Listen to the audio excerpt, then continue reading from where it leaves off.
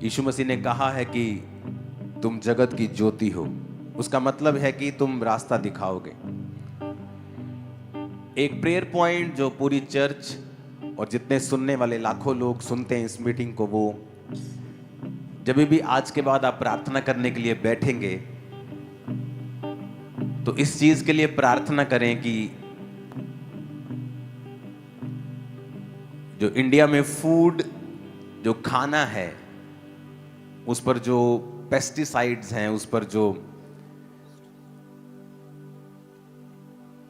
Chemicals हैं, उस पर जो मिलावट है, परमेश्वर उसे दूर करे। ओके। आगे होता था, पहले क्या होता था कि हाँ, किसी की पर्सनल कोई दुकान है छोटी सी, उसने दूध में डिटर्जेंट मिला दिया, कुछ ऐसी गड़बड़ कर दी। अब तो ये न्यूज़ आ रही है कि बड़ी बड़ी फैक्ट्रीज, बहुत बड़े बड़े नाम हैं जिनके, वो भी उन चीज़ों में मिलावट कर रहे हैं। लेकिन मुझे नहीं मालूम कि इंडिया के लोग क्या, हम लोग क्या कर रहे हैं, हमारे पॉलिटिशियंस क्या कर रहे हैं, हम लोग क्या कर रहे हैं। कोई इस पर ध्यान नहीं है, कोई किसी का मन नहीं है। अगर आप न्यूजीलैंड में, मैं जब वहां रहा हूं 20 दिन, वहां 20 दिन बिताने के बाद आपकी बॉडी पे नजर आता है कि आप 20 दिन कहीं लगा के आए हो अच्छी जगह पे। इंडिया में क्या हो रहा है जी, ये फरवरी का महीना है जी, आधों को बुखार होगा चर्च में, आधों को खांसी होगी। क्या हो रहा है? मौसम चेंज हो रहा है। आप दुनिया में कहीं भी चले जाओ, मौसम चेंज होने से कोई भी बीमार नहीं होता, लेकिन इंडिया में लोग हो रहे हैं बीमार। एक्चुअली ये मौसम चेंज नहीं है, यहाँ की हवा, यहाँ का पानी, यहाँ का खाना, आपका दूध, आपकी सब्जियां, सारा कुछ केमिकल के नीचे है। तो अब यहां से छोड़ के तो जा नहीं सकते आप लोग। और हम अपने बच्चों को क्या दे के जा रहे हैं आने वाले समय में? बीमारियां, इन्फेक्शंस। तो जब भी आप प्रार्थना करने के लिए बैठें, इस चीज के लिए प्रार्थना करें कि लॉ बने, कानून बने, एक सिविक सेंस इंडियन लोगों में आए कि जितने भी पेस्टिसाइड्स हैं, जितने केमिकल्स हैं, टीके लग रहे हैं सब्जियों को, खानों को, फ्रूट्स को, परमेश्वर उन्हें बंद करे ताकि आपके बच्चे एक अच्छा जीवन जी सकें। और ये सीरियस प्रेयर है। नहीं तो हर 2-3 महीने में इन्फेक्शन, 2-3 महीनों में खांसी, जुकाम, बुखार, ये हम लोगों के लिए आम दिनचर्या बन गया है। और कोई भी इससे बच नहीं सकता, क्योंकि हम सब एक ही माहौल में रह रहे हैं। अगर आप अमेरिका में चले जाओ, जितना ऑटिज्म, क्योंकि हर चीज का रीजन है, कारण है, बिना कारण कुछ नहीं होता। अब अमेरिका में चले जाओ, आपको हर 7वां 8वां बच्चा मंदबुद्धि, ऑटिज्म का शिकार मिलता है आपको। डेवलप कंट्री में ऑटिज्म क्यों? क्योंकि जब आप अमेरिका में स्टडी हुई और प्रेसिडेंट ने, अमेरिका के प्रेसिडेंट ने भी ये बोला कि जितनी दवाइयां हम प्रेग्नेंट वुमेन को देते हैं, जितने इंजेक्शंस लगाते हैं, उन्हीं की वजह से जो पैदा हो रहे बच्चे हैं वो ऑटिज्म का और मंदबुद्धि का शिकार हो रहे हैं। आप इंडिया के गांव में चले जाओ, खासकर विलेजेस में चले जाओ, जहां बहुत कम एक्सपोजर है एक औरत का फालतू दवाइयों में। दवाइयां ठीक हैं एक हद तक। आप देखोगे गांव में, इंडिया के गांव में बहुत कम आपको नाम मात्र बच्चे मिलेंगे मंदबुद्धि, नाम मात्र। कोई मिलेगा आपको, हजारों लाखों में एक केस मिलेगा आपको जिसका मंदबुद्धि होगा, ऑटिज्म होगा। लेकिन अमेरिका में आप चले जाओ, हर 7वां 8वां बच्चा, 9वां 10वां बच्चा वहां शिकार हो रहा है इसका। क्यों? वही चीज, कहीं कुछ कोई चीज अच्छी है, कहीं किसी की कोई चीज अच्छी है, किसी की कोई चीज। तो हमें वो चीज देखनी है जो हमारे इंडिया में, हमारे देश में, हमारी लाइफ में जो सुधरनी चाहिए। आप इमेजिन करो ऐसा दूध पीना जिसमें डिटर्जेंट मिला और आपको मालूम नहीं, और आपके हिसाब से आप सेहतमंद चीज पी रहे हो, पी के फिर बीमार हो। ऐसी सब्जियां खा रहे हो जो टीके से बड़ी की गई हैं। हर तरफ आपको मिलावट मिलेगी। तो इसके लिए आपको प्रार्थना करनी होगी कि परमेश्वर पॉलिटिशियंस को जागृत करे इस चीज के लिए। अगर फॉरेन में ऐसा कुछ हो जाए तो वहां के लोग तो इकट्ठा हो जाते हैं और प्रोटेस्ट कर देते हैं कि आप हमारे बच्चों के साथ खिलवाड़ कर रहे हो। लेकिन इंडिया में हर एक आदमी अपने चक्कर में इतना बिजी है कि उसे कोई लेना देना नहीं, उसे लगता है ये तो उस जगह की न्यूज़ है। ये हर जगह की न्यूज़ है, मैं आपको बता रहा हूं। जहां पकड़े गए वहां पता चल जाता, जहां नहीं पकड़े गए वहां चलता रहता सिस्टम। तो हमें जब भी आप प्रार्थना में बैठें, इस चीज के खिलाफ प्रार्थना करें कि शैतान आपकी आने वाली जनरेशन को खोखला ना कर सके, कि आपकी आपकी आपकी आने वाली जनरेशन को आप क्या देके जा रहे हो। तो इस चीज के लिए लॉ बने, आपको यह प्रार्थना करनी है। इस चीज के लिए लोगों में सिविक सेंस आए, इस चीज के लिए लोग इसके खिलाफ खड़े हों, जिनको भी ये मालूम हो। अगर किसी फैक्ट्री में हो रहा है तो उसका स्टाफ इस बात को कभी भी छुपाए ना। आपको ऐसी प्रार्थनाएं करनी है ताकि आपके बच्चे इन चीजों से बचे रहें। जितने बीमार लोग इंडिया में हैं, दुनिया में कहीं नहीं देखे मैंने, दुनिया में कहीं नहीं देखे। आप मानोगे, चाइना भी हमारे जैसा पॉपुलेटेड है, लेकिन वहां भी इतने लोग बीमार नहीं हैं जितने इंडिया में हैं। इंडिया की मेडिकल केयर दुनिया में कहीं नहीं है, इंडिया जैसी मेडिकल ट्रीटमेंट दुनिया में कहीं नहीं, अमेरिका में भी नहीं है। वहां तो एक डॉक्टर को अपॉइंटमेंट लेनी हो तो घुटने की सर्जरी अगर किसी ने करवानी तो 3 साल बाद की डेट मिलती है। इंडिया में आप कल करवानी हो तो वो कर देंगे आपकी। मेडिकल केयर इंडिया के नंबर 1 है, दुनिया में कोई मुकाबला नहीं। लेकिन बीमारी भी इंडिया में नंबर 1 है, हम बीमार भी नंबर 1 हैं। हर जगह मिलावट, हर जगह खराबी, हर जगह सिविक सेंस से परे हमें प्रार्थना करनी होगी कि परमेश्वर आने वाली जनरेशन्स जो हैं, हम उन्हें क्या देके जा रहे हैं।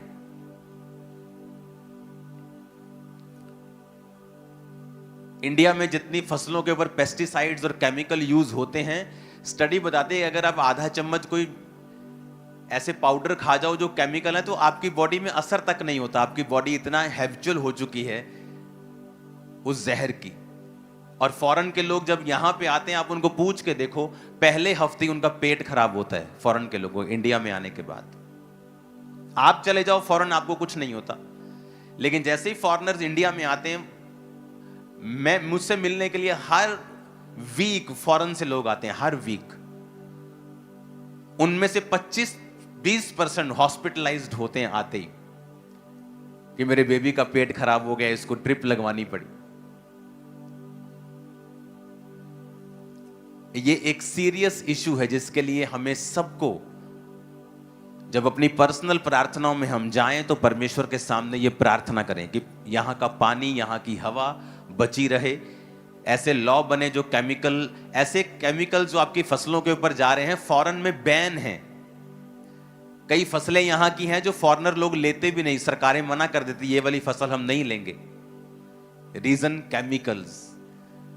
आपको प्रार्थना करनी होगी क्योंकि इंडिया में ऐसी चीजें हैं जो बेस्ट हैं, दुनिया में कहीं नहीं है। तो अब वो भी चीजें आ जाएं जो हमें चाहिए और जरूरी हैं। आमीन। और मेरा बिलीव है जितने लोग आज आप इस मैसेज को सुन रहे हो, आप लोग पर्सनल प्रेयर्स में इसे रखोगे। अगर आप किसी पॉलिटिशियन के साथ काम करते हो, आप उन्हें ये कन्विंस करोगे कि वो ये मुद्दे उठाएं बार बार और इसके लिए स्ट्रॉन्ग लॉज बनाएं, स्ट्रॉन्ग उनको बॉडीज बनानी चाहिए ऐसी। अगर आप किसी पॉलिटिशियन के साथ काम करते हैं, आप सरकार में हैं, आप किसी तरह से इस चीज को इन्फ्लुएंस कर सकते हैं, तो प्लीज इसे कीजिए अपने बच्चों के लिए, इंडिया के फ्यूचर के लिए,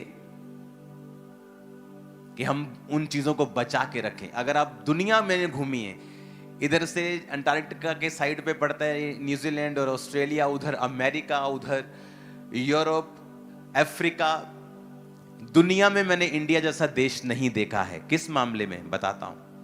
इंडिया में अगर आपको पहाड़ देखने हैं बर्फ वाले, आपको वो भी मिल जाएंगे। आपको दुबई के जैसा रेत का समंदर देखना है, आपको वो भी मिल जाएगा। आपको वर्षा वन देखने हैं, रेन फॉरेस्ट देखने हैं, आपको पूर्व की साइड पे, चिरापुंजी साइड पे, गुवाहाटी साइड पे वो भी मिल जाएंगे। आपको लो लेवल के पहाड़ देखने हैं, आप साउथ की साइड चले जाओ, आपको ग्रीनरी देखनी है, आप साउथ की साइड चले जाओ। आपको जमीनी इलाके देखने हैं, नदियां देखनी हैं, आप यूपी चले जाओ, आपको हर चीज इंडिया में मिलती है। दुनिया में ऐसा कहीं नहीं है, दुनिया में ऐसा कोई देश नहीं जहां इतनी ज्यादा जबरदस्त रीति के साथ इतनी चीजें हों, लेकिन फिर भी हम दुनिया का ध्यान खींचने में असफल रहे हैं। नहीं तो इंडिया टूरिज्म इतना बड़ा हो इंडिया का कि और चीज करने की जरूरत ना पड़े। आज दुबई जो है वो टूरिज्म से पैसा ज्यादा कमाता है, अपने रियल एस्टेट से ज्यादा कमाता है, तेल से कम कमा रहा है अभी वो। हमें ये प्रेयर करनी है कि ऐसे माहौल बने, ऐसे लॉ बने, ऐसे सिस्टम बने, ऐसी क्लीन चीजें परमेश्वर ऐसी खड़ी करे, पॉलिटिशियंस के दिल में बोझ को डाले इस बात के लिए। इंडिया जैसा कोई देश नहीं होगा, मैं आपको बता रहा हूं। Blessed country.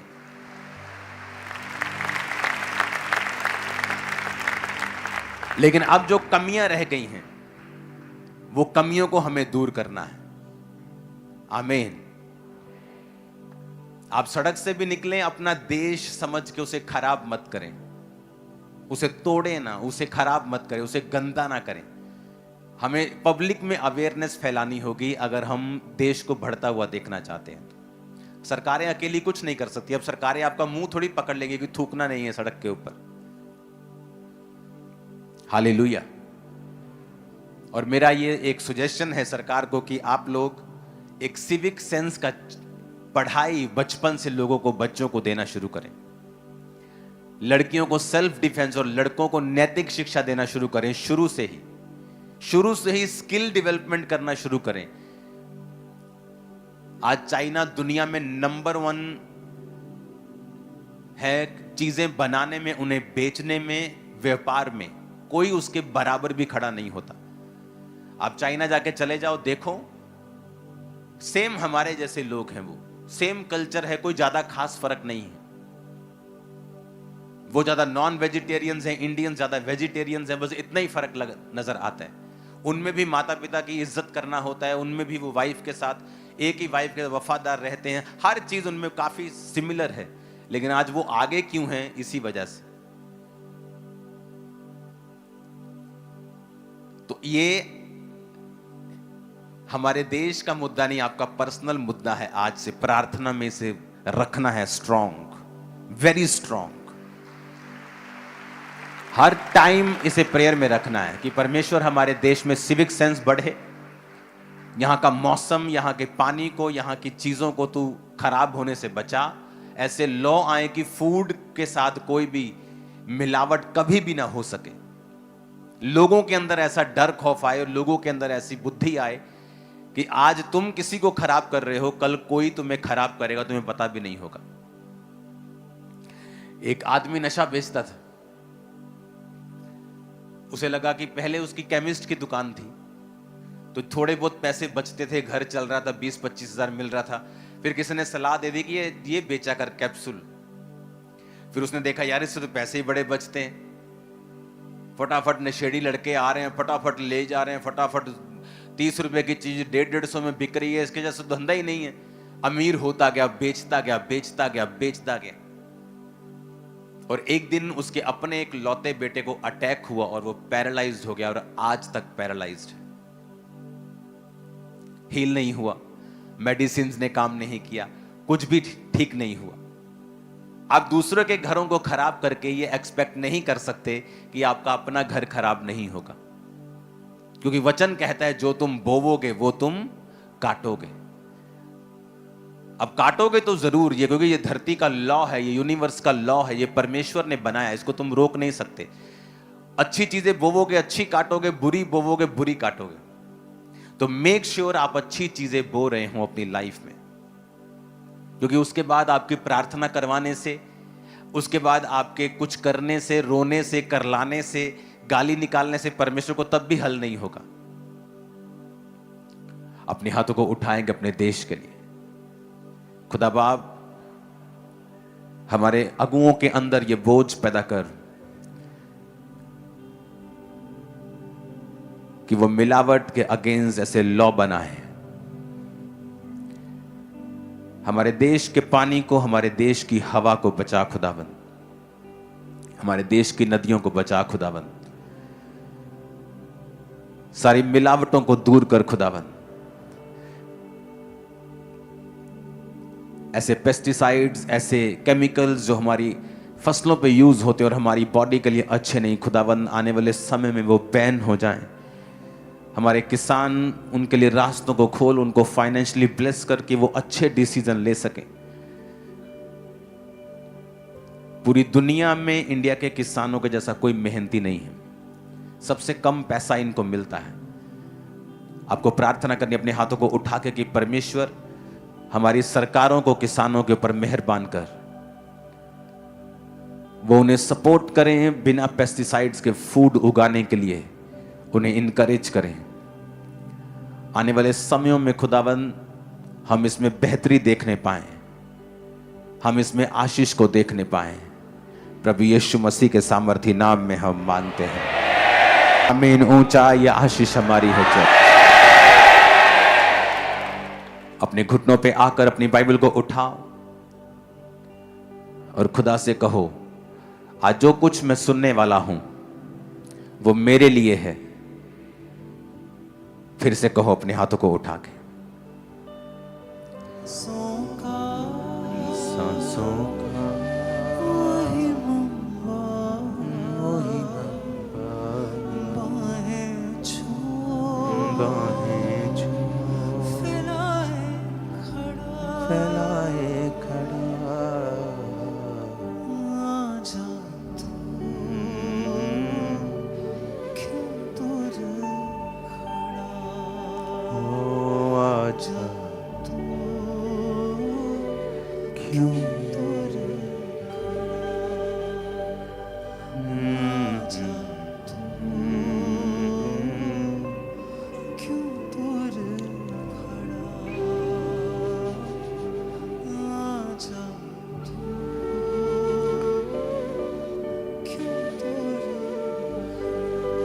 अपने हाथों को उठाओ।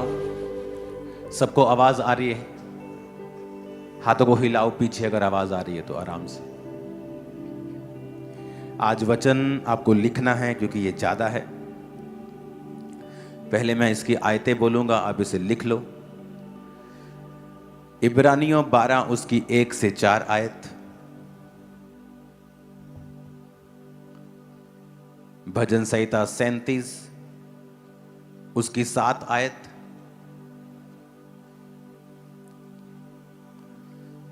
मत्ती 6 उसकी 21 आयत, रोमियो 5 उसकी 3 से 4 आयत, भजन संहिता 46 उसकी 10 आयत, भजन संहिता 34 उसकी 1 आयत, मत्ती 6 उसकी 18 आयत, इब्रानियों 10 उसकी 24 आयत, याकूब 4 उसकी 6 आयत, यूहन्ना 14 उसकी 23 आयत, कुलस्सियों 3 उसकी 16 आयत, पहला थिस्सलुनीकियों 5 उसकी 17 आयत। आई थिंक बहुत कम लोगों के पास कॉपी पेन है, वो मेरी ओर देख रहे हैं कब मैं खत्म करूं।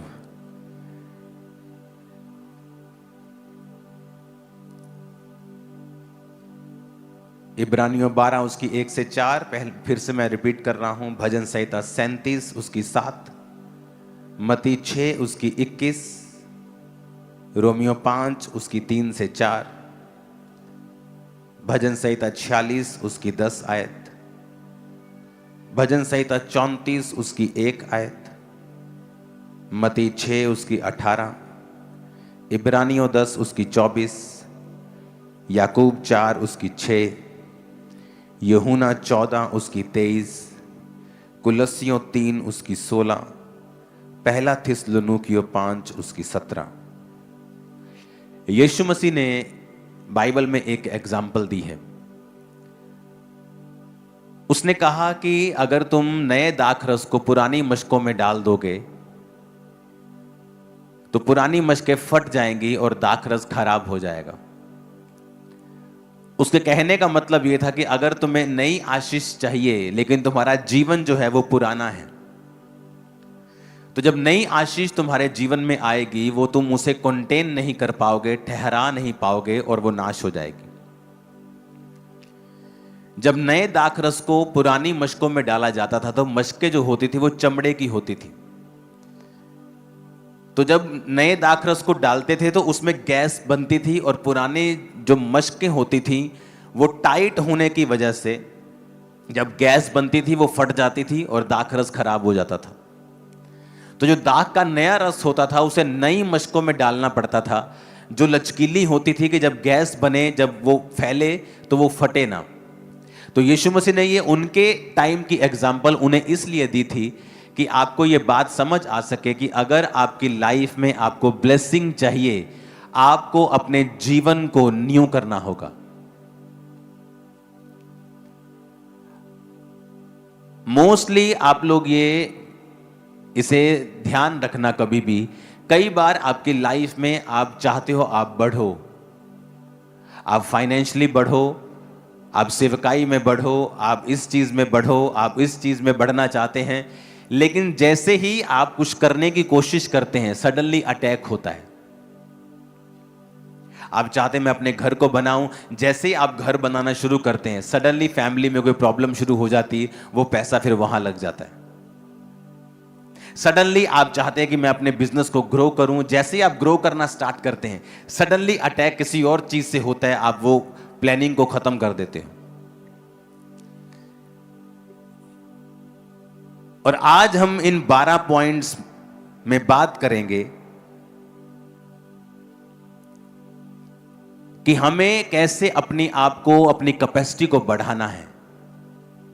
अगर मेरे सामने 1 लीटर का गिलास पड़ा है लेकिन मैं ये चाहता हूं कि मेरे पास 5 लीटर हो, तो मैं जितना मर्जी ताकत लगा लूं, जितना मर्जी जोर लगा लूं, मैं उस 5 लीटर को कभी भी 1 लीटर के गिलास में फिट नहीं कर पाऊंगा। जितना 1 लीटर से ज्यादा होगा वो बह जाएगा। अगर आपकी कैपेसिटी, अगर आपके अंदर जो कैपेसिटी है परमेश्वर की आशीषों की, अगर वो 1 लीटर की है, आप अगर कोशिश भी करेंगे 2 लीटर डालने की, बाकी सारा वेस्ट हो जाएगा, अंदर वही रहेगा जो 1 लीटर का है। आप अपनी लाइफ के उसी लेवल पे रहोगे, कोई शक नहीं, चाहे आप जितना मर्जी चाहते हो कि मुझे नेक्स्ट लेवल पे जाना है, मुझे नेक्स्ट लेवल पे जाना है, मुझे अपनी लाइफ में अगले लेवल पे जाना है, आप उसे नहीं कर सकते जब तक आप अपने बर्तनों को बड़ा और चौड़ा नहीं करते हैं। इसका मतलब अगर आप परमेश्वर की ब्लेसिंग को चाहते हैं, आपको इनसाइडली काम करना पड़ेगा, अपने ऊपर काम करना पड़ेगा।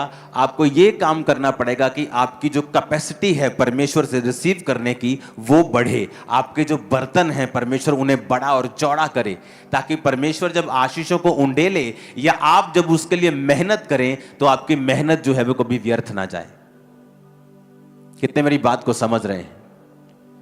मैंने हजारों लोगों को बोलते हुए सुना है कि जैसे ही हम अपना मकान बनाने की कोशिश करते हैं सडनली हमारे जीवन में कुछ अटैक हो जाता है। फैमिली मेंबर बीमार हो जाता है, उसके ऑपरेशन पे खर्चा करना पड़ जाता है। जैसे ही मैं चाहता हूं कि चर्च बढ़े, जैसे ही मैं चाहता हूं हम ग्रो करें, सडनली कुछ ना कुछ हो जाता है। और मैं आपको एक बात बताना चाहता हूं कि हर एक चीज शैतान नहीं करता है। याकूब 4 उसकी 6 आयत को हम पढ़ेंगे। जो पहला काम आपको करना है, अगर आप ये चाहते हो कि आप अपनी लाइफ में ग्रो करो, वो फाइनेंस में हो, फैमिली में हो, वो स्पिरिचुअल लाइफ में हो, आपकी कैपेसिटी अगर नहीं बढ़ेगी तो आप चाहे अच्छे हैं, 1 लीटर का बर्तन भी बर्तन ही है, वो भी अच्छे काम करता है, मालिक के पीने में काम आता है, पर वो 5 लीटर अपने अंदर नहीं समा सकता जब तक हम उसकी कैपेसिटी को बड़ा नहीं करेंगे, जब तक हम उसे दोबारा से खोलकर उसके चीज़ों को बढ़ाकर फिर से लोहा ऐड करके फिर से चीज़ें ऐड करके उसको बड़ा नहीं करेंगे, तब तक वो आशीष उसमें समा नहीं सकती। तो हमें आज पवित्र आत्मा से ये मांगना है कि पवित्र आत्मा मुझे, मेरी आंखों को खोल, मेरी समझ को खोल दे, ताकि मेरे जीवन में मैं अपनी कैपेसिटी को बढ़ा सकूं। जैसे ही परमेश्वर ये देखता है कि इस आदमी की, इस बहन की, इस भाई की कैपेसिटी 1 लीटर से 4 लीटर की हो गई है, वो 1 दिन लगाएगा, 1 सेकंड लगाएगा उसे 1 से 4 करने में। अदरवाइज आप रोज रोएंगे, आप रोज कहेंगे परमेश्वर को, लेकिन जब परमेश्वर आपकी लाइफ को देखेगा, वो देखेगा कि पुरानी मशकों में मैं नया दाखरस नहीं डाल सकता। अगर तुझे नया कुछ चाहिए, अगर तुझे लाइफ में एक नई ब्लेसिंग चाहिए, नया लेवल चाहिए, तुझे अपनी मशक के ऊपर काम करना पड़ेगा, तुझे अपने जीवन के ऊपर काम करना पड़ेगा। तब तक ये आशीषें जो तू मांगता है पॉसिबल नहीं है। पहला पॉइंट जो आपको फॉलो करना है, अगर आप ये चाहते हो कि आपकी लाइफ के ऊपर ब्लेसिंग्स आए और परमेश्वर आपकी हदों को बढ़ाए और वो आपकी कैपेसिटी को बढ़ाए,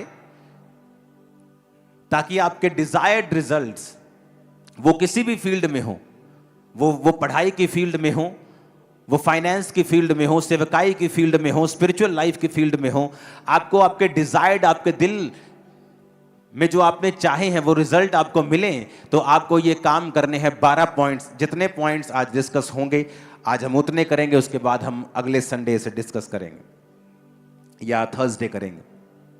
पहला काम जो आपको करना है वो है ह्यूमिलिटी एंड रिपेंटेंस। पहला काम आपको करना है, नम्र बनना है और तौबा के हृदय में हमेशा रहना है। इसका प्रूफ टेक्स्ट है याकूब 4 उसकी 6 आयत। लिखा, वह तो और भी अनुग्रह देता है, इस कारण यह लिखा है कि परमेश्वर अभिमानियों का विरोध करता है पर दीनों पर अनुग्रह करता है। आमीन। लिखा है, wherefore he said, God resisteth the proud but giveth grace unto the humble। यहां पर एक समझने वाली लाइन है, लिखा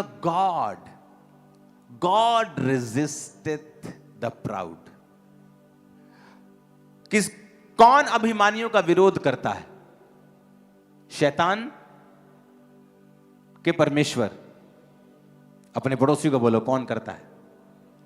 शैतान के परमेश्वर। कौन करता है? बोलो अब, कौन करता है?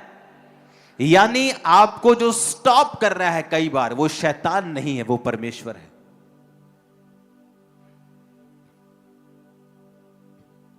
लिखा, वो अभिमानियों का विरोध करता है।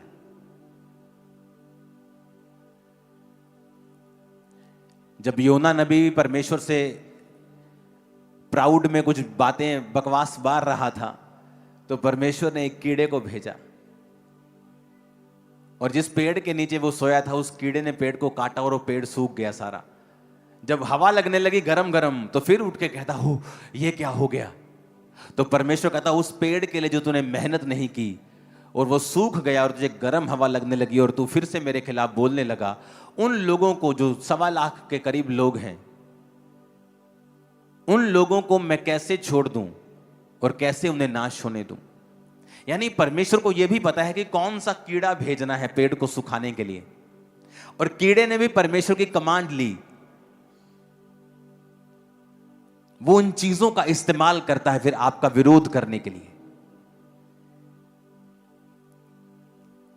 सडनली वो फाइनेंस का फ्लो आपका रोक देगा, सडनली कुछ चीजें आपकी लाइफ के साथ होंगी, आप बोलेंगे ओ ये क्या हो रहा है? क्योंकि परमेश्वर आपको देख रहा है कि आप हम्बल इनफ नहीं हैं, आप इतने नम्र नहीं हैं कि जिस चीज के लिए आप मेहनत कर रहे हैं वो आपको उस कुर्सी पे बिठा दे। क्योंकि परमेश्वर नहीं चाहता कि मश्क फट जाए, कि आप एक ऐसी चीज कैरी करने लगें जो आपके लिए बिल्कुल भी सेफ नहीं है। आपका बच्चा रोए करलाए, लेकिन आप उसे टाइम से पहले गाड़ी चलाने के लिए नहीं देते, चाहे वो रो रो के पीट के नीला हो जाए, लाल हो जाए। एक समय आता है फिर उसको रोने की जरूरत नहीं, वो जस्ट चाबी पकड़ता है, उसने गाड़ी सीखी है, वो बिना रोए करलाए, बिना स्ट्रगल के उस गाड़ी को चलाता है और बाप भी उसे रोकता नहीं। परमेश्वर ने कहा कि वो रेजिस्ट करता है प्राउड को।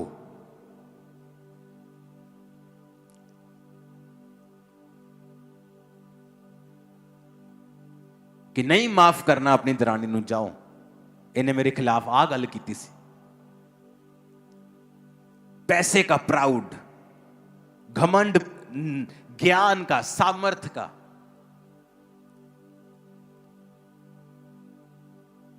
पोजीशंस का। जब आप ऐसी चीजें करेंगे तो लिखा परमेश्वर आपका सामना करेगा। शैतान आपका सामना नहीं करेगा, परमेश्वर आपका सामना करेगा। पहला काम जो आपकी कैपेसिटी को बढ़ाता है और आपको दुनिया से अलग करता है, जो चीजें दुनिया बुजुर्गी में नहीं पा सकती, आप जवानी में उसे लेके बैठ जाएंगे परमेश्वर से। क्योंकि परमेश्वर उम्र नहीं देखता, वो आपके अंदर की, इनर मैन की उम्र देखता है। हो सकता है हमारे बीच में कोई 18 साल का लड़का बैठा हो और वो यहां बैठे 65 साल के व्यक्ति से ज्यादा आत्मा में बुजुर्ग हो, और यहां बैठा 80 साल का व्यक्ति आत्मा में बच्चा हो, यह भी हो सकता है। तो उम्र डिसाइड नहीं करती है कि आप आत्मा में कितने अच्छे हैं। आप वो सारी चीजें ले सकते हैं जो लोग बुजुर्गी में जाके भी उनको मिलती नहीं, आप उन्हें जवानी में हासिल कर सकते हैं। लेकिन आपको अपनी कैपेसिटी को बढ़ाना होगा, और आपको वो कैपेसिटी बढ़ाने के लिए आपको बाइबल के प्रिंसिपल्स, बाइबल के वचन जो परमेश्वर ने हमें हमारी ग्रोथ के लिए दिए हैं, हमें उन पर ध्यान लगाना होगा। अपने पड़ोसी को बोलो कि परमेश्वर अभिमानियों का सामना करता है। फिर से बोलो अपने पड़ोसी को, लेकिन दीनों के ऊपर अनुग्रह करता है। फिर से बोलो, दीनों के ऊपर अनुग्रह करता है। आमीन। अभिमानियों का क्या करता है? वो सामना करता है। और दीनों के ऊपर क्या करता है? अनुग्रह करता है, माफ कर देना। मोस्टली हमारी बहनें जो हैं वो अपने, क्योंकि उन्होंने ज्यादा रिश्तेदारों के नजदीक रहना होता है, परिवार ज्यादा, आदमी तो काम पे चले जाते हैं, इन चीजों से हमारी बहनें जो हैं वो ज्यादा ग्रसित रहती हैं। किसी ने कुछ बोल दिया, किसी ने कुछ गलत कहा, किसी ने कुछ ऐसा गलत काम किया आपके खिलाफ, आप उनको माफ नहीं कर पाते हैं। या किसी भी चीज के लिए अपने अंदर एरोगेंस रखनी, अपने अंदर घमंड रखना। लिखा फिर अगर हमारे अंदर घमंड होगा तो हमारा सामना शैतान नहीं, हमारा सामना परमेश्वर करेगा, और वो मेक श्योर करेगा कि हम अगले लेवल पर कभी ना जाएं जब तक हमारी कैपेसिटी को हम इंक्रीज नहीं करते हैं। आप बर्तन अपना 4 लीटर का कर लो, मैं आपको बताता हूं, पर आपको रोने की जरूरत नहीं पड़ेगी प्रभु के सामने, वो उसमें 4 लीटर भर देगा। आपका बर्तन 1 लीटर का है, आप 10 रोजे रख के रोज रोवो, परमेश्वर आपको गाइड करेगा कैसे उसको 4 लीटर का करना है, तभी मैं उसको भर पाऊंगा। लेकिन 1 लीटर में 4 लीटर वो नहीं भरेगा।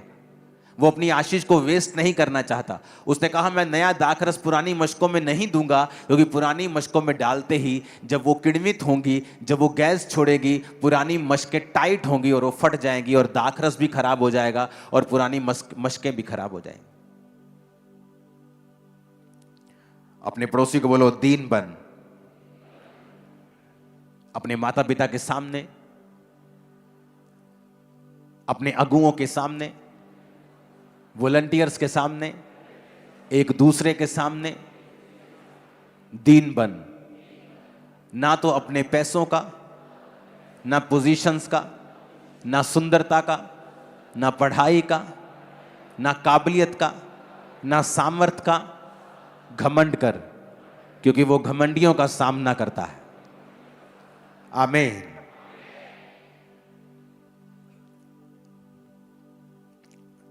क्योंकि सामना करने वाला तो परमेश्वर है, तो हमें उस परमेश्वर के हाथ से फिर कौन छुड़ाएगा?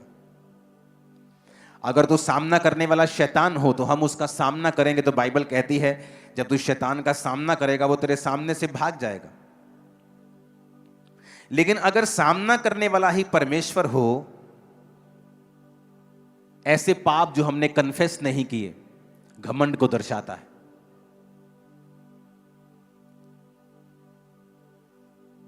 अपने नीचे काम करने वालों को आप तंग करो, यह घमंड को दर्शाता है। जहां पर आपकी पावर है आप उसका मिस यूज करो, यह घमंड को दर्शाता है। और वचन कहता है जहां घमंड होगा वहां परमेश्वर खड़ा हो जाएगा। जब आदमी घमंड करता है वो मैं का इस्तेमाल करता है। मैं, मेरा, मेरे सामने तू ऐ कीता, तेरी हिम्मत कितना हुई मैनू कहण दी। जब आप मैं करते हैं, मैं, तो परमेश्वर ने वचन में लिखा है जब उसने अपने दास को भेजा और उसने कहा तेरा नाम क्या है, परमेश्वर ने कहा मैं जो हूं सो हूं। यानी जब एक आदमी मैं करता है कि मैं, मेरा, उस समय परमेश्वर ऐसा सोचता है कि ये मेरा नाम क्यों ले रहा है, ये अपना नाम अपना नाम मेरे नाम पे क्यों रख रहा है, क्योंकि ये मेरा नाम है, मैं जो हूं सो हूं।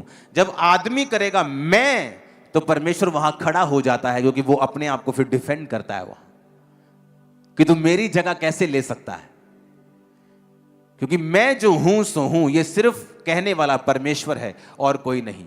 जब इंसान परमेश्वर की जगह को लेने की कोशिश करता है, जिस तरह शैतान कहता था कि मैं परमेश्वर के जैसा ही, परमेश्वर से बड़ा एक सिंहासन बनाऊंगा, तभी वो गिरा। जब भी आप मैं करेंगे, मैं, मेरा, तेरी ऐसी थी तैसी, तो बाइबल कहती है शैतान नहीं, परमेश्वर आपका सामना करेगा। वो आपके सामने खड़ा होगा, आपको तकलीफ देगा, आपको बांधेगा, आपको लिमिटेड करेगा, क्योंकि शैतान नहीं, परमेश्वर आपके खिलाफ खड़ा होगा। मेक श्योर जब आप चर्च में आए एक दूसरे को ग्रीट करें, वॉलंटियर्स को ग्रीट करें, वॉलंटियर्स आपको ग्रीट करें, हाथ जोड़कर आपकी वो वेलकम करें, आप भी हाथ जोड़कर उनके वेलकम को स्वीकार करें। अपनी फैमिली में, अपने मोहल्ले में, अपने नगर में मेक श्योर आप ऐसे काम करें जिससे आप हम्बल बने रहें। कितने इन बातों को समझ रहे हैं?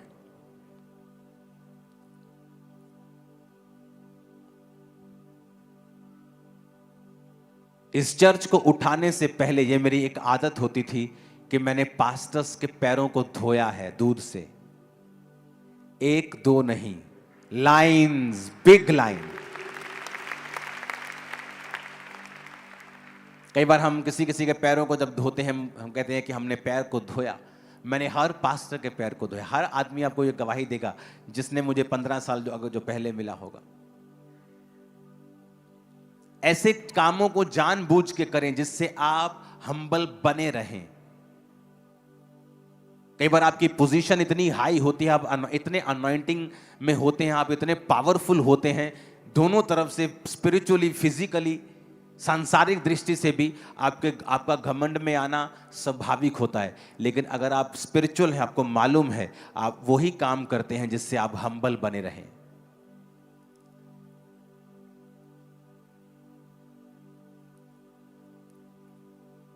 चर्च के बाद जैसे मैं जूतियों की सेवा करने के लिए जाता था हमेशा। अब चर्च में अंदर एक जो जूता घर बन रहा है वहां मैं फिर सेवा करूंगा, क्योंकि वो कंट्रोल्ड है, वहां पे 4 दीवारी है। अब तो मैं करूंगा तो लोग वहां पे डिलीवरेंस के लिए आ जाएंगे, मुझे छोड़ेंगे नहीं। तो अब जब अंदर जूता घर बन रहा है वो कंट्रोल्ड इन्वायरमेंट में, फिर आपको मैं जूते की सेवा करता हुआ नजर आऊंगा। रीजन, मैं अपने आप को हम्बल रखना चाहता हूं ताकि मैं आगे बढ़ूं। तो ऐसी चीजें, बाथरूम साफ करने के लिए चर्च में आना, सफाई करना, क्लीन करना, ये ऐसे काम क्यों? ताकि हम हम्बल बने रहें। क्योंकि अगर हम हम्बल नहीं हैं तो परमेश्वर हमारा सामना करता है, शैतान नहीं। शैतान सामना करे आप जीत जाओगे, लेकिन अगर परमेश्वर आपका सामना करे आपको वेट करना पड़ेगा, आपको सफर करना पड़ेगा। आप कुछ नहीं कर सकते, आप कुछ नहीं कह सकते, आप भला बुरा कुछ नहीं बोल सकते, आपको साइलेंट रहना पड़ेगा, आपको वो सारा कोर्स लेना पड़ेगा, एक एक चीज आपको सहनी पड़ेगी। आप कुछ नहीं कर सकते, बोल के आप बिगाड़ सकते हो, परमेश्वर के खिलाफ सुधार नहीं सकते। तो परमेश्वर प्राउड लोगों का सामना करता है। मैं सामना कर, तूने कैसे कहा मैं, मेरा नाम है मैं जो हूं सो।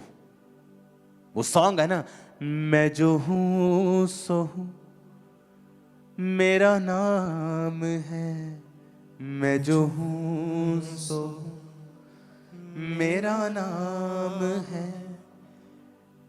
किसका नाम है मैं जो हूं सो हूं? परमेश्वर का।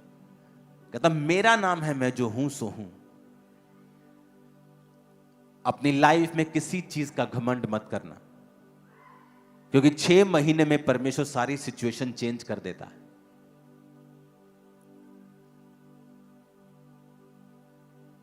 हालेलुया। अपने हृदय को रिपेंटेंस मोड के ऊपर रखना, तौबा का हृदय रखना हर टाइम। यह भी दिखाता है कि आप हम्बल हैं। तो पहला पॉइंट आपने नोट किया। अब दूसरा पॉइंट, फेलोशिप करना और दूसरों की सेवा करना, खासकर उनकी जो मसीह के देह के अंग हैं। इब्रानियों 10 उसकी 24-25। प्रेम भले कामों में उकसाने के लिए हम एक दूसरे की चिंता किया करें।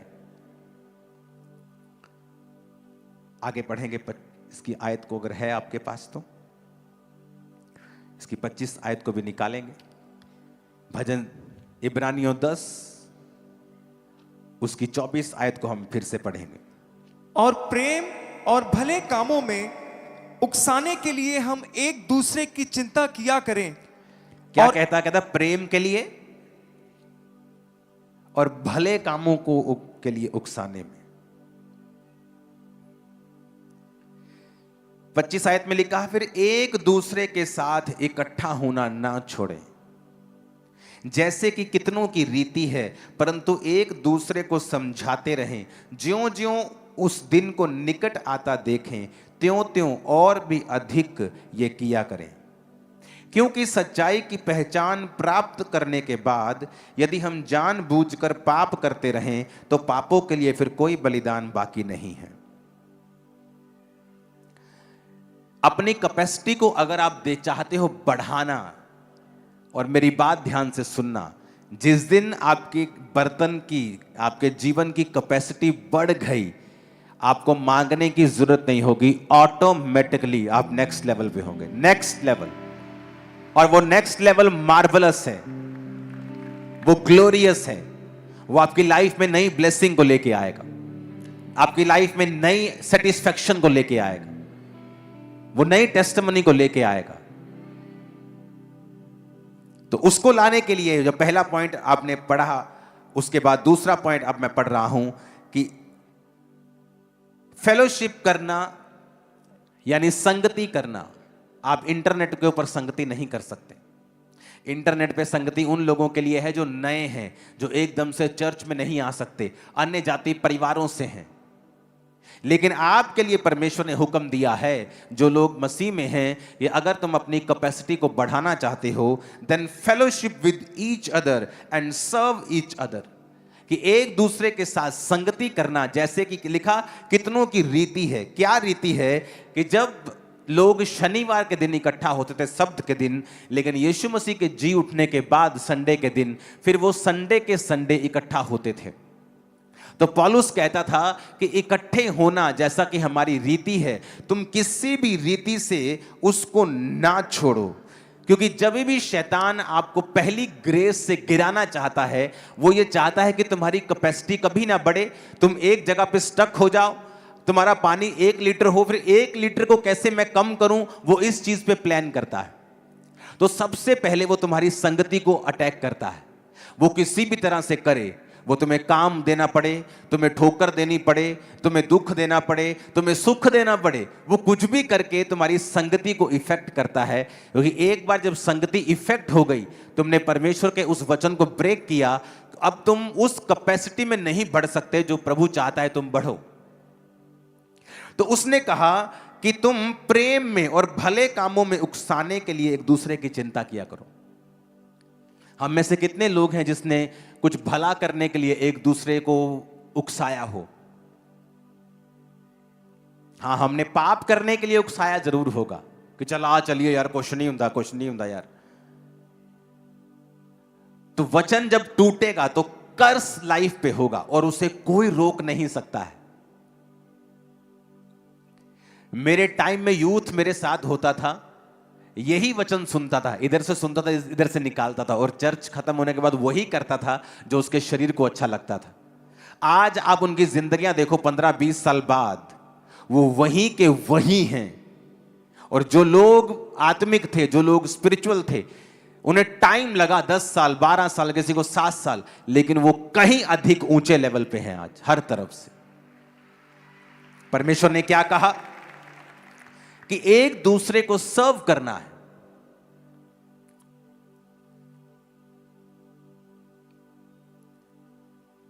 हालेलुया।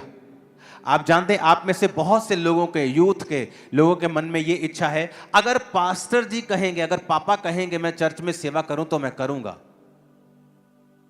ये एक रॉन्ग एग्जाम्पल है। वचन कहता है सर्व ईच अदर, सर्व गॉड। आपको मेरी कॉलिंग की जरूरत नहीं है कि मैं आपको बोलूं कि भाई आप चर्च में सेवा किया करो। आप अकाउंटेंट है, आप चर्च में कुछ काम करो। आप वीडियोग्राफी करते हैं, आप चर्च के लिए काम करो। आप कैमरा चलाते हैं, आप चर्च के लिए चलाओ। मुझे कहने की जरूरत नहीं होनी चाहिए। अगर आपको आपकी कैपेसिटी बढ़ानी है, मेक श्योर आप चर्च के कामों में जुड़े हुए हों सारे।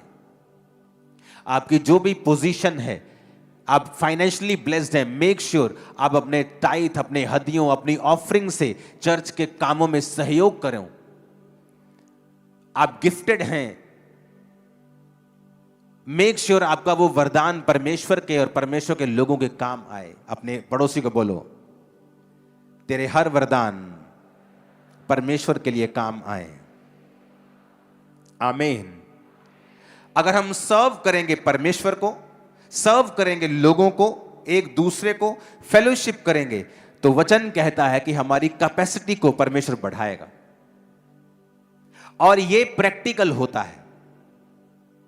मैं कई बार जब लोगों से मिलता हूं, सडनली मेरी जिंदगी में काम होता है, सडनली मेरी लाइफ में काम होता है। मुझे मालूम होता है, ओके मुझे अब ये करना है, मुझे इस तरफ से परमेश्वर ने मुझे अब ये एक तरह का साइन दिया है कि मुझे ये हिस्से को और मजबूत करना है। जब आप फेलोशिप करते हैं, परमेश्वर की ग्रेस आपके ऊपर आती है और वो आपकी कैपेसिटी को बढ़ाता है। ऊंची आवाज में कहो आमीन। अपने पड़ोसी को बोलो, फेलोशिप करो, संगति करो, सर्व करो एक दूसरे को। आमीन। ऊंची आवाज में, ऊंची आवाज में।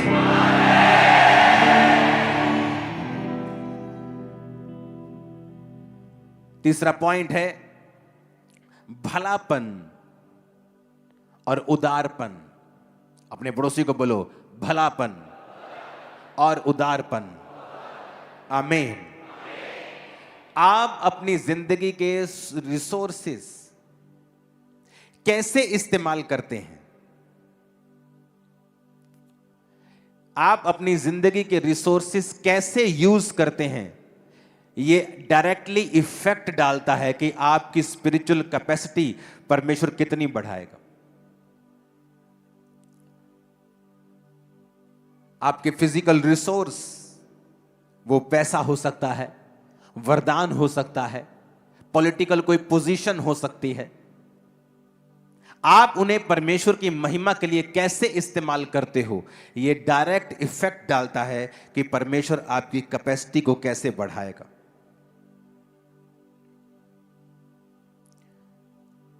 परमेश्वर ने कहा, मैं चीयरफुली जो गिव करता है, आनंद से देता है, मैं उससे प्यार करता हूं। यह नहीं कि हाँ बीच का अनाउंसमेंट हुआ है, मेरा दिल नहीं कर रहा लेकिन मुझे देना पड़ेगा, अनाउंसमेंट हुआ है। कहता वो तेरा दिया हुआ कभी भी काम नहीं आएगा। गॉड लव्स ए चीयरफुल गिवर। जो प्रेम करता है, जो चीयरफुली, जो आनंद के साथ बोता है, परमेश्वर उस पर दया करता है, उसकी कैपेसिटी को बढ़ाता है। अपने पड़ोसी को बोलो, परमेश्वर बढ़ाता है जो आनंद से देता है। आमीन। और अगर आपकी लाइफ में आप मटेरियलिस्टिक हैं, आपको संसारिक चीजों से बहुत प्यार है, आप उस गाड़ी के लिए जो आपकी फेवरेट है पाप भी कर सकते हैं, तब भी परमेश्वर आपकी कैपेसिटी को नहीं बढ़ाते। हमारे जीवन में पैसा होना चाहिए, ये बाइबल भी ऐसा कहती है कि आपके पास वो सब कुछ हो जो आपको करने के लिए, प्रभु की महिमा करने के लिए चाहिए। इस मिनिस्ट्री को पैसा चाहिए हर टाइम, ऐसे टारगेट्स हमारे आगे सेट होते हैं, लेकिन वो मटेरियलिस्टिक में नहीं आता है। मटेरियलिस्टिक वो आदमी होता है जिसका ध्यान सिर्फ इस चीज पे है कि उसको अपने जीवन में क्या चाहिए, उसको कैसा घर चाहिए, कैसी उसको अपनी लाइफ चाहिए, कैसी गाड़ियां चाहिए, पॉश जीवन चाहिए, उसे स्टार बनना है इंटरनेट का।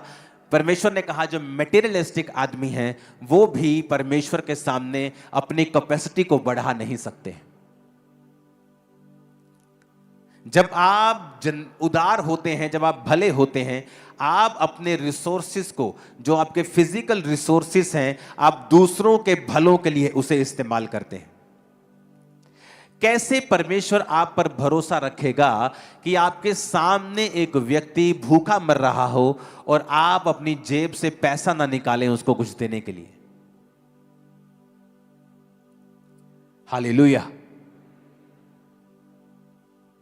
ऐसा कैसे पॉसिबल है कि वो आपको देखे और आप इस तरह के हो कि दूसरों की कोई भी प्रॉब्लम जो है आपको हर्ट नहीं करती,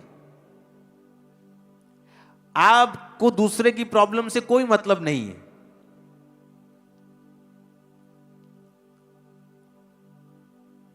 कई बार मेरी वीडियो फीड पे ऐसे रैंडमली वीडियो जब आती हैं, कोई बीमार बोल रहा होता है कि मुझे हेल्प चाहिए, मैं नहीं देखता हूं उसका धर्म, सेम टाइम मैं उसका लिंक अपनी टीम से शेयर कर देता हूं कि जाओ इसकी हेल्प करके आओ, किसी को बताना मत।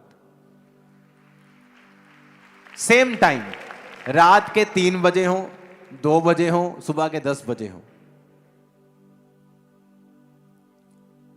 उदारपन और भलापन, चाहे आपके पास लाखों रुपए देने की ताकत नहीं है, लेकिन कुछ तो ताकत है आपके पास। अपने हार्ट को अगर हम सख्त रखेंगे, सख्त आदमी बनेंगे अगर हम, तो तब भी परमेश्वर आप पर कृपा नहीं करते, वो आपकी कैपेसिटी को नहीं बढ़ाते। जब दूसरे की प्रॉब्लम्स आपको मायने नहीं रखती हैं, वो आपको हर्ट नहीं करती हैं, जब दूसरे की मुश्किलें आपको दुख नहीं देती हैं, जब दूसरे के पेन आपको दुख नहीं देते हैं, इसका मतलब आप तैयार नहीं हैं अनलिमिटेड ब्लेसिंग्स के लिए। हालेलुया। अगर मेरी बुलाहट थोड़ी डिफरेंट किस्म की है, मुझे सिर्फ स्पिरिचुअल काम करने हैं, मैं इधर उधर नहीं जा सकता, लेकिन मैं आपको ये बता सकता हूं, अगर खुदा ने चाहा, मैं जानता नहीं क्या उसकी मर्जी है, अगर मैं हॉस्पिटल खोलूंगा तो सबसे बेस्ट और सबसे सस्ता हॉस्पिटल आपको खोल के दिखाऊंगा। मैं आपको बता रहा हूं, ये मेरे हार्ट में है, लेकिन मैं चाहता नहीं हूं कि मेरी कोई भी चीज मेरी स्पिरिचुअल लाइफ को, क्योंकि एंड में आप जो भी करते हैं, खोलते हैं, आपको मॉनिटर उसे करना पड़ता है, आपको उसे देखना पड़ता है, समय देना पड़ता है, और मेरा समय वही है जो मैं परमेश्वर को दे रहा हूं, ताकि स्पिरिचुअल लाइफ और आपकी स्पिरिचुअल लाइफ ग्रो करे और परमेश्वर का आत्मा मुझे डायरेक्ट मैसेज दे। ये भी मैसेज जो आप सुन रहे हो, डायरेक्ट परमेश्वर ने मुझे दिया, टॉपिक पॉइंट्स मैंने खुद तैयार किए। मैं आपको बता रहा हूं, परमेश्वर ने मुझे बताया कि इस विषय के ऊपर बात करनी है ताकि लोगों की कैपेसिटी बढ़े। हालेलुया। किसी को माफ ना कर पाना आपकी कैपेसिटी को कम रखता है। अब आप देख लो, आपने माफ करके आप अपने आप को आजाद कर रहे हो, अपने आप को चौड़ा कर रहे हो, अपने आप को बड़ा कर रहे हो। आप दूसरे को माफ नहीं कर रहे हो, आप अपने लिए रास्तों को साफ कर रहे हो।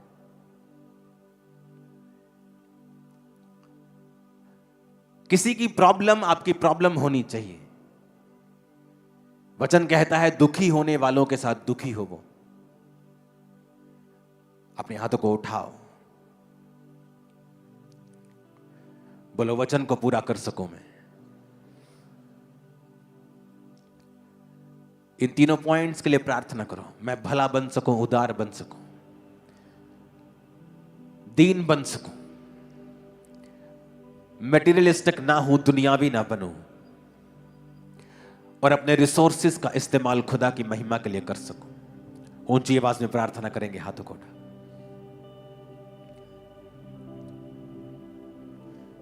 पाक खुदा मैनू पाक बना, पाक खुदा मैनू पाक बना, दर तेरे ते मेरी दुआ, दर तेरे ते मेरी दुआ। पाक खुदा मैनू पाक बना, पाक खुदा मैनू पाक बना, दर तेरे ते मेरी दुआ,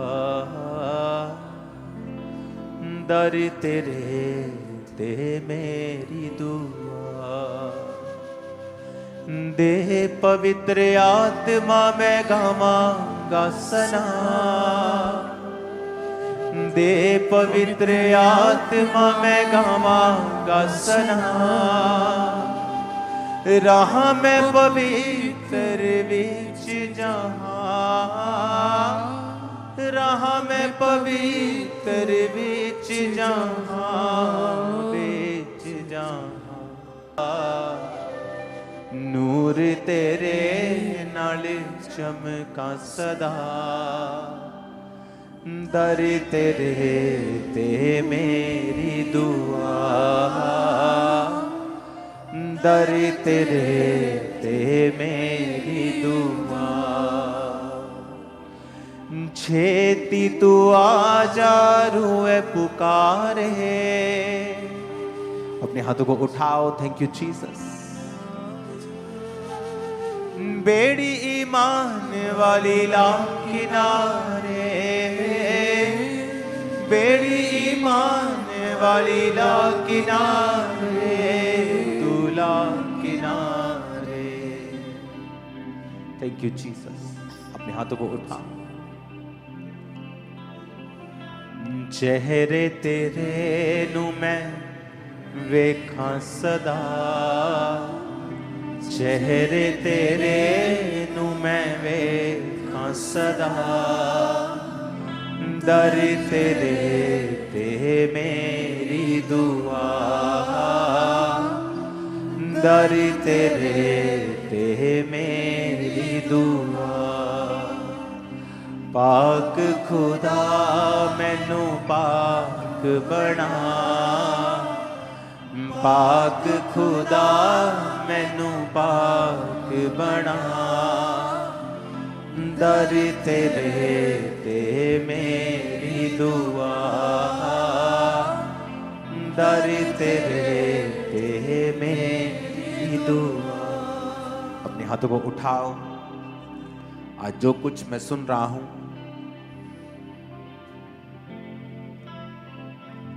मैं उसे मानूंगा,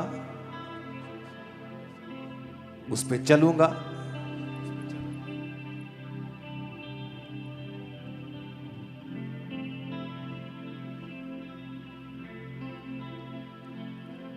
प्रभु यीशु मसीह के नाम में हम मांगते हैं।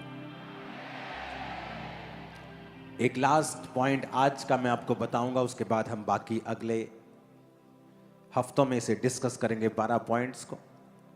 चौथा पॉइंट जो आपके लिए है वो है फास्टिंग और सेल्फ डिनायल, रोजे रखना और अपने आप का इनकार करना।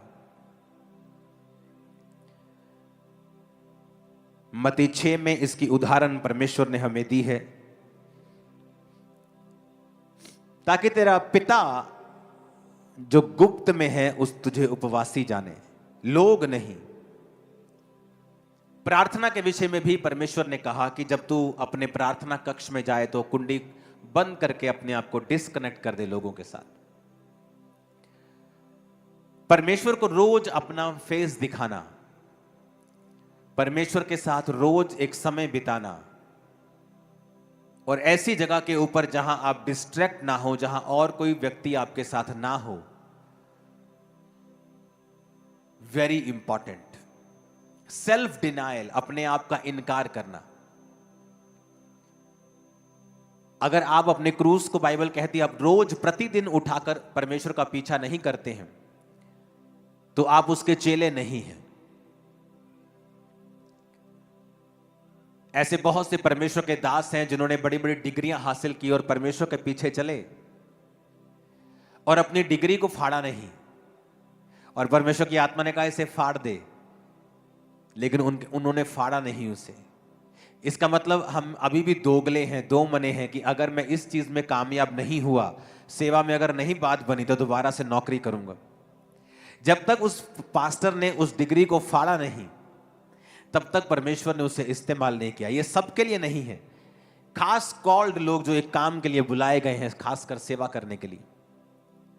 और जब उसने अपनी डिग्री को फाड़ा, अपने आप का इनकार किया, एक मन हुआ, जिस तरह अलीशा ने अपने बैलों को मार कर लोगों में बांट दिया, वो उन्हें अपने माता पिता के हाथ में भी कर सकता था, ठेके पर दे सकता था, किराए पर दे सकता था कि मेरे को इनकम आती रहेगी, चलो कोई बात नहीं, किराए पे दे दो इसको। लेकिन परमेश्वर ने कहा नहीं, सब कुछ छोड़ के पहले मेरे पीछे हो जा। जब परमेश्वर ने मुझे मेरे बिजनेस से बुलाया था, मैंने कोई साइड बिजनेस नहीं किया कि चलो एकदम से परमेश्वर ने कहा इसे लीव कर दे। मैंने नहीं सोचा मैं इतना लाखों का बिजनेस है, चलो मैं इसके लिए कोई योजना बना के आता हूं। मैंने कोई योजना नहीं बनाई, आज तक उस बिजनेस में मैंने कोई प्लान नहीं किया। वो 10-15 गुना कम हो गया, फैमिली उसे संभालती है। जितना एक दिन में कमाते थे उतना महीने की कमाई होगी अब। लेकिन सेल्फ डिनायल, अपने आप का इनकार करना परमेश्वर के लिए, उसकी सेवा के लिए, उसके भवन के लिए, और एक मन रहना, तो फिर परमेश्वर आपको देखता है कि मैं इस बर्तन की कैपेसिटी को बढ़ा सकता हूं। ऐसा नहीं है कि परमेश्वर और लोगों को खड़ा नहीं कर सकता या वो और लोगों को आशीष नहीं दे सकता, लेकिन बहुत कम लोग हैं जो इस तरह से अपने हार्ट को परमेश्वर के लिए ओपन करते हैं। जब मेरा बिजनेस छोड़ने की बारी थी, पीक पर था वो बिजनेस, मैंने उसे छोड़ा। कुछ परमेश्वर ने आग लगा दी वहां, उसमें छूट गया, कुछ मैंने छोड़ दिया।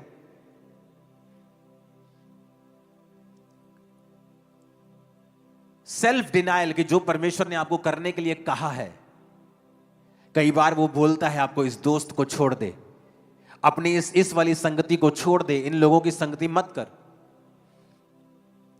लेकिन हमें लगता है कि नहीं, वो क्या कहेंगे, मुझे क्या सोचेंगे, मेरे बारे में क्या सोचेंगे। इसका मतलब आप अभी तक सेल्फ डिनायल में नहीं हैं, अभी तक आपने अपना क्रूस नहीं उठाया है, अभी तक आप अपने आप के लिए मरे नहीं हैं। जब तक आप अपने आप के लिए नहीं मरे हैं, आप यीशु के चेले नहीं हो सकते हैं। वो मैं उसको प्रचार करने के लिए जाऊंगा तो वो मुझे कुछ कह देगा, आप अभी तक अपने आप के लिए मरे नहीं हैं। और मैं उसको प्रचार करने के लिए जाऊंगा, मेरी शिकायत करेगा, मेरा विरोध करेगा, मुझे पुलिस में दे देगा, अभी तक आप अपने आप के लिए मरे नहीं हैं। आप अपने आप से ज्यादा प्यार करते हैं, परमेश्वर से कम। जब आप ऐसा करेंगे, आप खुले नहीं है कि परमेश्वर आपकी कैपेसिटी को बढ़ाए। ऊंची आवाज में कहो हालेलुया।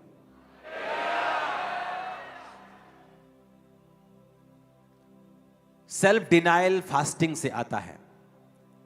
जब आप फास्ट करते हैं, सडनली आप अपने शरीर को, अपने शरीर की इच्छाओं को वीक करते हैं। अगर आपको व्यभिचार के अटैक होते हैं, फास्टिंग में चले जाओ।